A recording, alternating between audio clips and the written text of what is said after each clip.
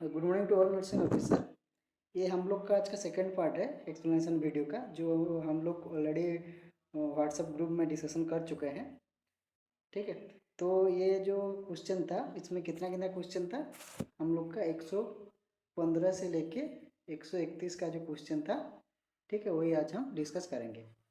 ठीक, तो क्या क्या था क्वेश्चन, चलिए देखते हैं।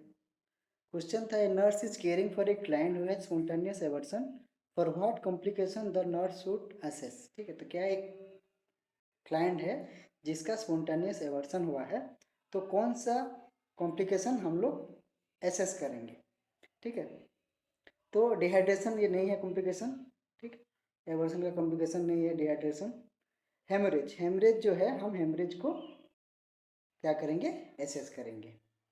ठीक है, और सब इन्वोल्यूशन का मतलब क्या है, इन्वोल्यूशन का मतलब क्या होता है, इन्वोल्यूशन, इन्वोल्यूशन का मतलब क्या है, जब एक मतलब प्रेग्नेंट होने के बाद, बच्चा डिलीवर होने के बाद यूटरस अपने पोजीशन में आता है।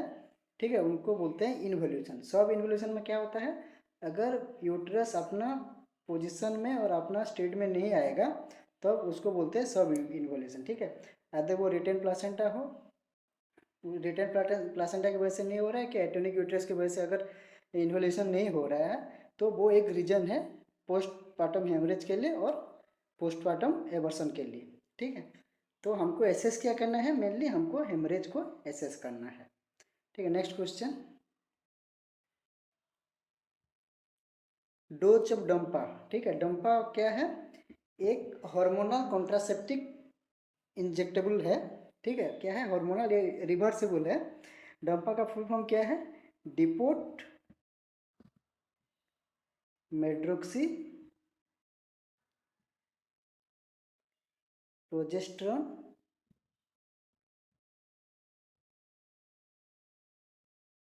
एसीटेट। ठीक है, क्या है full form, depot medroxy progesterone acetate.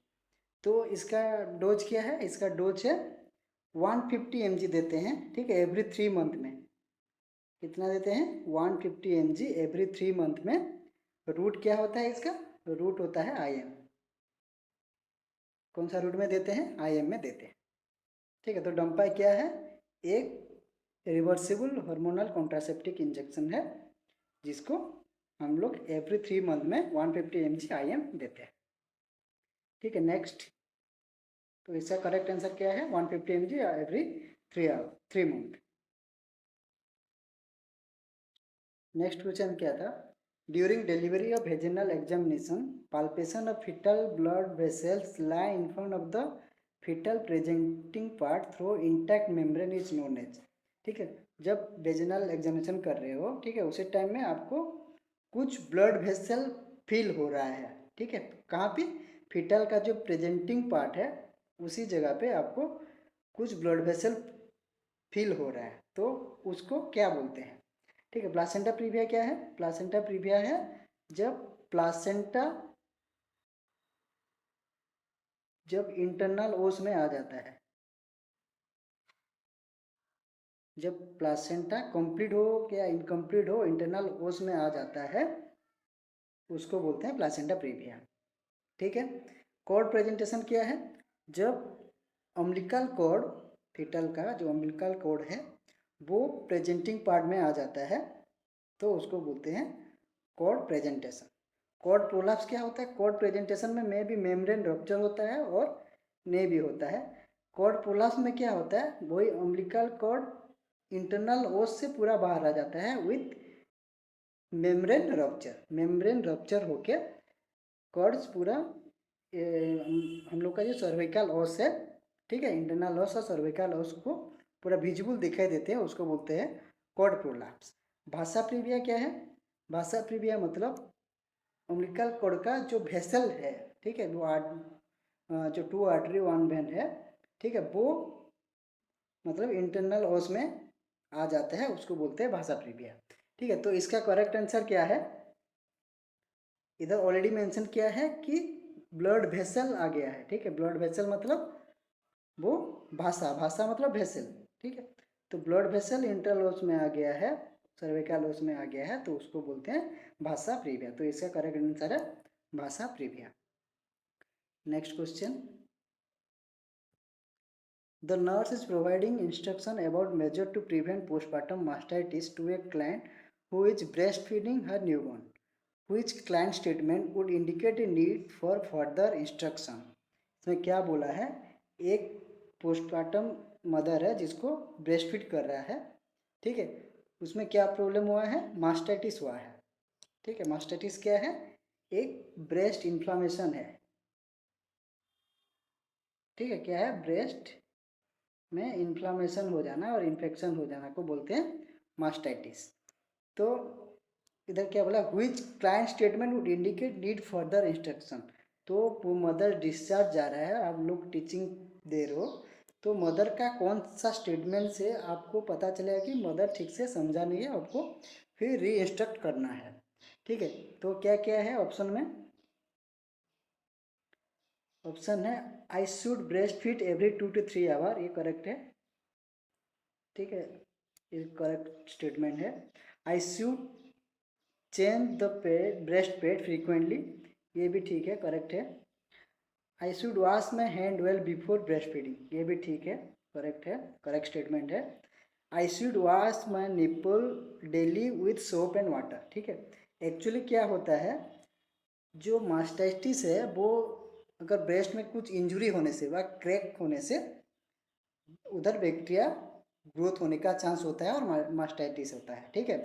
तो क्रैक कैसे होता है, अगर ड्राई होता है ब्रेस्ट तब क्रैकल्स आता है, इंजुरी होता है और it's lead to chance mastitis.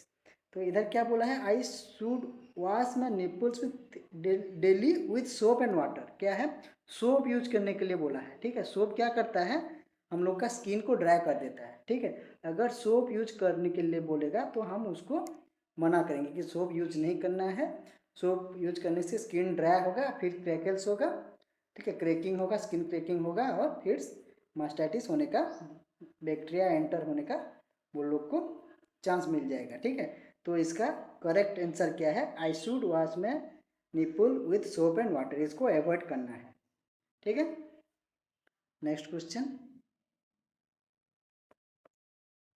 a client with type 1 diabetic mellitus has been on regimen of multiple daily injection therapy.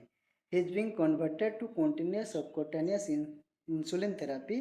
While teaching the client about continuous subcutaneous insulin therapy, the nurse would be accurate in telling him the regimen include the use of.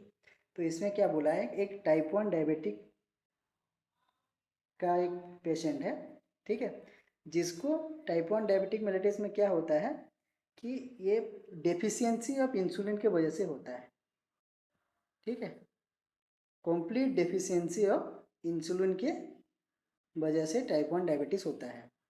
तो क्या है, इसमें patient को हर time insulin continuously लेना पड़ता है, ठीक है। तो उसमें हमको क्या टीच करना है पेशेंट को, कौन सा इंसुलिन के बारे में टीच करना है। अगर टाइप 1 डायबिटीज़ में एक पेशेंट का इंसुलिन टोटल प्रोडक्शन नहीं हो रहा है तो उसको क्या करते हैं हम लोग, अगर पेशेंट खाना भी नहीं खाता है तभी उसको इंसुलिन लिमिट अमाउंट में इंसुलिन लेना पड़ता है, ठीक है। अगर पेशेंट ने इंसुलिन नहीं लिया तो क्या हो जाएगा, डायबिटिक कीटोएसिडोसिस होने का चांस रहता है। तो इसमें क्या करना है हमको, पेशेंट को क्या टीच करना है, intermediate and long acting insulin, short and long acting insulin, short acting insulin only, short and intermediate acting insulin. तो इसमें हमको पेशेंट को सिर्फ शॉर्ट एक्टिंग इंसुलिन का टीचिंग करना है, ठीक है। उसका बेनिफिट क्या है, क्योंकि टाइप 1 डायबिटिक मेलाइटिस का पेशेंट कभी कभी बोलस लेने के लिए भी ज़रूरत पड़ता है, ठीक है। तो शॉर्ट एक्टिंग का क्या उसका पिक टाइम है, क्या उसका ड्यूरेशन है, ठीक है, कब लेना है, तो इस बोलस कब लेना है, सब टीचिंग सिर्फ शॉर्ट एक्टिंग का जो रेगुलर इसमें शॉर्ट एक्टिंग रहता है उसके बारे में हम पेशेंट को ठीक से टीच करना है, ठीक है, समझ में आ गया। Next question, the physician has order Claforan cefotaxime 1 gram every 6 hours. The pharmacy sent the medication premix in 100 ml of distilled water with instruction of infuse the medication over 1 hour. The IV set deliver 20 drugs per minute. The nurse should set the IV rate. तो ये drug calculation का एक question है, ठीक। तो drugs calculation इधर जो formula होता है वो क्या होता है, volume divide by time in second, ठीक है। कितना बोला है, 1 आवर बोला है, तो time in second into drop factor, ठीक है, ड्रॉप फैक्टर। तो वॉल्यूम कितना है, 100 ml है, ठीक है। कितना है, 100 ml है। टाइम कितना है, इन्फ्यूज ओवर 1 आवर, तो कितना 60 मिनट इंटू ड्रॉप फैक्टर कितना है 20, ठीक है। तो कितना आएगा ये 20, ये 3 में कट जाएगा, ठीक है। 100 डिवाइड बाय 3, ये 33.33 समथिंग आ रहा है, ठीक है, ड्रॉप पर मिनट आ रहा है। तो इसका करेक्ट आंसर होगा 33 ड्रॉप पर मिनट, ठीक है। Next question, after a muscle biopsy nurse will should teach the client, ठीक है। एक क्लाइंट का मसल बायोप्सी हुआ है, तो आफ्टर मसल बायोप्सी होने के बाद पेशेंट को क्या टीच करेंगे हम लोग, ठीक है। Change the dressing as needed, muscle biopsy का ड्रेसिंग इतना ज़्यादा नहीं होता है, तो इसका ज़रूरत नहीं है। Resume the usual diet as soon as possible, तो यही करेक्ट आंसर है। जो डाइट ले रहा था, जैसा उसका पेशेंट का डाइट चल रहा था, वो रिज्यूम करना है जितना जल्दी हो सके। इसमें डाइट का कुछ रिलेटेड नहीं है, तो वो जितना जल्दी हो सके डाइट ले सकता है। बात शावर अकॉर्डिंग टू प्रेफरेंस, ऐसा कुछ नहीं है, नॉर्मली जैसे बात कर रहा था वैसे बात करेगा patient. Expect rise in body temperature for 48 hour, biopsy लेने के बाद जो एफएनएसी से रहते हैं, ठीक है, एफएनएसी से अगर कुछ बायोप्सी लेंगे तो उसमें फीवर होने का ऐसा कुछ नहीं है। फिर वहाँ पर 48 आवर लिखा है, 48 आवर तक फीवर होने का कुछ रिलेशन नहीं है इसमें, तो ये भी रॉन्ग है। तो इसका करेक्ट आंसर है resume the usual diet as soon as possible, ठीक है। Next, the client with cervical fracture is placed in traction, which type of traction will be utilized at the time of discharge। तो cervical fracture एक patient में कौन सा traction use होता है, ठीक है। अगर सर्वाइकल ट्रैक्शन, पेशेंट का अगर सर्वाइकल फ्रैक्चर है, ठीक है, तो सर्विक्स को, हम लोग का सर्वाइकल एरिया को इमोबिलाइज करने के लिए हम लोग हेलो ट्रैक्शन यूज करते हैं, ठीक है। ये सर पे रहता है, हेड में पर्सन में रहता है, ठीक है। उधर पिन इंसर्ट होता है स्पाइन में और बोन में, उसको ट्रैक्शन मतलब खींच के थोड़ा रखने के लिए रहता है, ठीक है। इसका फोटो मैं दे दूंगा बाद में। तो ये हाइलो ट्रैक्शन है, ठीक है। रसल ट्रैक्शन, ब्रॉक्स ट्रैक्शन, ये सब स्किन ट्रैक्शन है, ठीक है। एक्सट्रीमिटीज के लिए ये होता है, ये दोनों यूज होता है एक्सट्रीमिटी के लिए, और हाइलो ट्रैक्शन जो है वो सर्वाइकल फ्रैक्चर में यूज होता है, ठीक है। Next question, a mother of a child with cystic fibrosis tell the nurse that her child makes snoring sound when breathing. The nurse is aware that they may many children with cystic fibrosis have, ठीक है। तो क्या है, एक बच्चा है जिसको cystic fibrosis है, ठीक है, सिस्टिक फाइब्रोसिस है।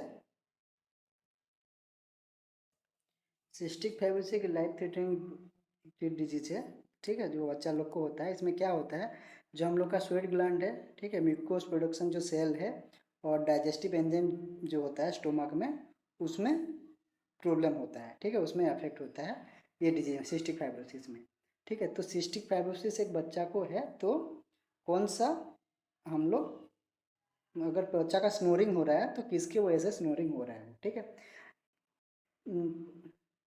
चुअनल अट्रेसिया ये कॉन्जिनेटल डिफॉर्मिटी है, ठीक है, इसके वजह से नहीं होता है। इसमें क्या होता है, बोन का एक्स्ट्रा ग्रोथ होता है।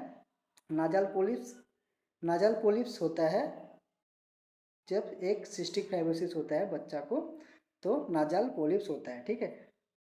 और सेप्टल डिविएशन भी नहीं होगा, और एनलार्ज एडिनोइड इसमें भी नहीं होगा। तो अगर पेशेंट को सिस्टिक फाइब्रोसिस है तो चांस टू नाजल पोलिप्स के वजह से बच्चा को स्नोरिंग हो रहा है, ठीक है। नाजल से क्या है, एक्स्ट्रा ग्रोथ ऑफ टिश्यू, मतलब नाजल कैविटी में होता है, तो उसके वजह से ऑब्स्ट्रक्शन हो रहा है पेशेंट का बच्चा का स्नोरिंग आ रहा है। Next question, the nurse is caring for a client admitted to the emergency department with diabetic ketoacidosis.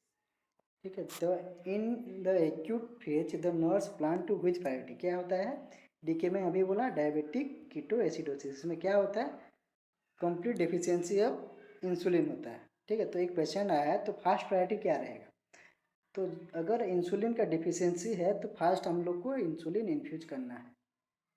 ठीक है, तो एडमिशन शॉर्ट ड्यूरेशन इंसुलिन मतलब शॉर्ट एक्टिंग इंसुलिन जो है प्रीवियस क्वेश्चन में जैसे बोला है पेशेंट को शॉर्ट इंसुलिन के बारे में टीच करना है, वैसे इधर अगर एक डीके पेशेंट आया है तो उसको शॉर्ट इंसुलिन जो होता है वो डायरेक्ट एपी एडमिनिस्टर करना है, उसके बाद फ्लूइड देना है। ठीक है, 5% डेक्सट्रोज नहीं देते हैं कि, ठीक है, तो इसमें हाइपरग्लाइसेमिया रहता है तो 5% डेक्सट्रोज को अवॉइड करना है।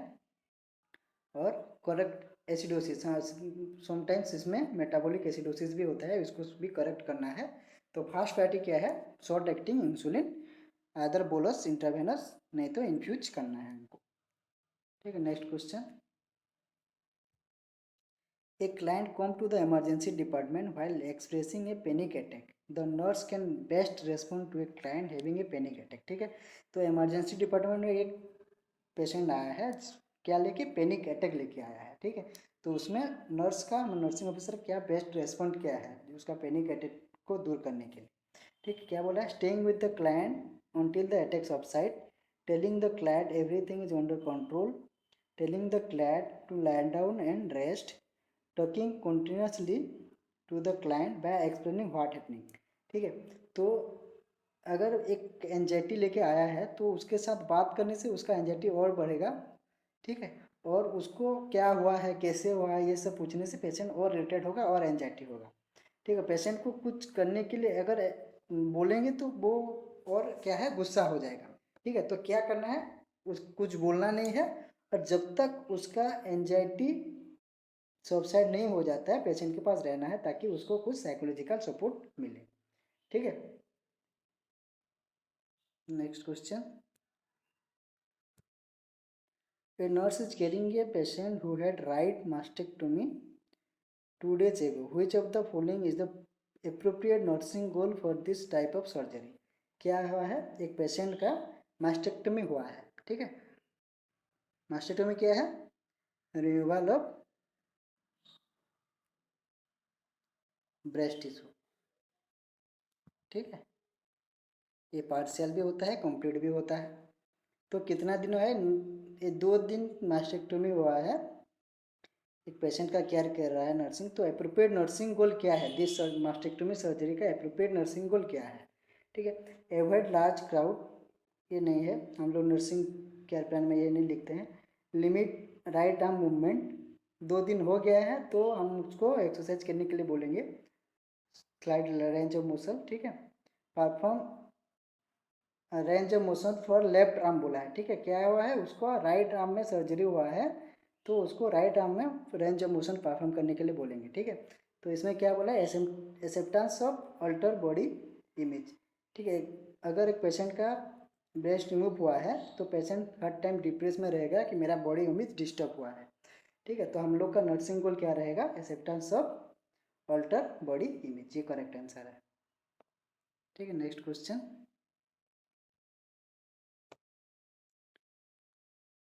the nurse is monitoring a client in the immediate postpartum period for sign of hemorrhage. Which sign, if noted, would be an early sign of excessive blood loss? ठीक है, एक patient का monitor क्या कर रहा है एक नर्स। ठीक है, क्या हुआ है उसको इमीडिएट पोस्टमार्टम पीरियड में उसका हेमरेज साइन ऑफ हेमरेज को वो नोटिस कर रहा है, तो इसमें से कौन सा साइन देखने से उसको पता चलेगा कि ब्लड लॉस हुआ है।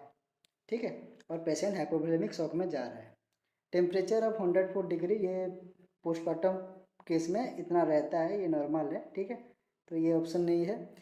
An increase in the pulse rate from 88 to 102 beat per minute ये इंडिकेट कर रहा है। ठीक है, होने का चांस है 88 से पल्स रेट बढ़ रहा है 102 बीट पर मिनट। ठीक है, blood pressure range from 130/88 to 124/88 mm of Hg। ठीक है, क्या है 132 सिस्टोलिक कितना कम है 124, मतलब ज़्यादा नहीं 6 कम हुआ है। ठीक है, इसमें अगर 130 बीपी था और बीपी अगर 100 और 90 सिस्टोलिक हो गया है तो भी तब हम कहेंगे कि पेशेंट हाइपोवोलेमिक शॉक में जा रहा है। लेकिन इधर क्या है, जस्ट स्लाइटली डिक्रीज हुआ है, तो ये ऑप्शन भी नहीं होगा। ठीक है, and increase the respiratory rate from the 18 to 20 breath, ये नॉर्मल है। 18 to 20 ब्रीथ अगर रेस्पिरेटरी रेट है तो नॉर्मल है। तो हमारा पॉइंट क्या है, पेशेंट का हार्ट रेट बढ़ रहा है, ये इंडिकेट कर रहा है पेशेंट का एक हेमरेज हो रहा है बोल के, ब्लड लॉस हो रहा है बोल के। ठीक है, next question. Prior to administration of an albuterol nebulizer, the nurse should help the patient assume what position। ठीक है, एक पेशेंट को क्या हो रहा है, निबुलाइजेशन दिया रहा है किससे, अल्बुटेरॉल से। अल्बुटेरॉल सल्बुटामोल ये सब क्या है, ब्रोंकोडायलेटर है। क्या है ये, ब्रोंको डायलेटर है।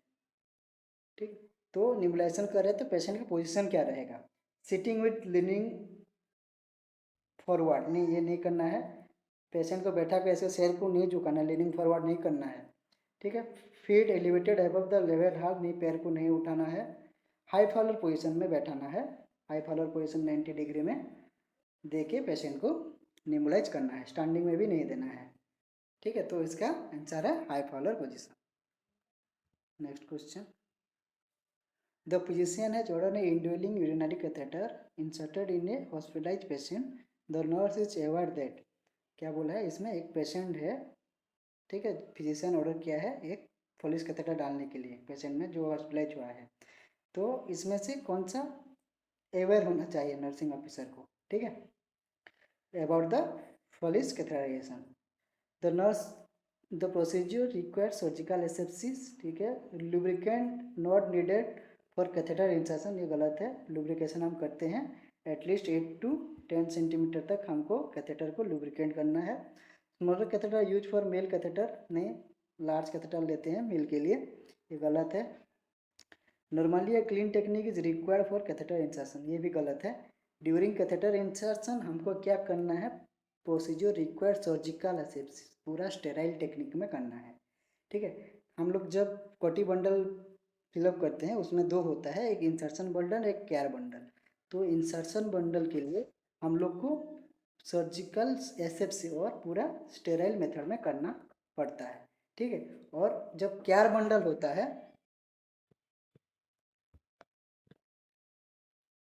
और क्या होता है, हम लोग का इंसर्शन बंडल जो है वो स्टेराइल होता है, और जो केयर बंडल होता है डेली हम जो कैथेटर केयर करते हैं उसका है क्लीन, इधर जो लिखा है क्लीन टेक्निक, ये केयर के लिए। ठीक है, और इंसर्शन के लिए स्टेराइल और सर्जिकल एसेप्सिस से करते हैं। ठीक है, next question. The nurse is had just admitted a client with severe depression, from which focus should the nurse identify A priority nursing diagnosis. ठीक है, क्या है, एक पेशेंट एडमिट हुआ है क्या लेके, सीवियर डिप्रेशन लेके।